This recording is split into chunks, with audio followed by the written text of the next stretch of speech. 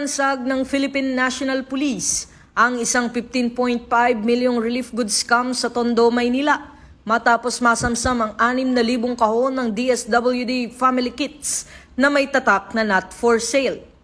Sa operasyon ng Criminal Investigation and Detection Group, NCR Regional Field Unit Special Operations Team, katuwang ang DSWD, na isinagawa mula Oktubre 2 hanggang Oktubre 3, nahuli si alias Janice, na umano'y nagbebenta ng mga ayudang nakalaan para sa mga biktima ng kalamidad.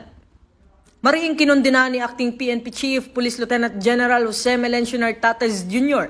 ang pagsasamantala sa relief goods at tiniyak na mananagot ang lahat ng sangkot. Nilinaw naman ng DSWD na wala silang kinalaman sa bodegang sinalakay at sinusuportahan nila ang investigasyon.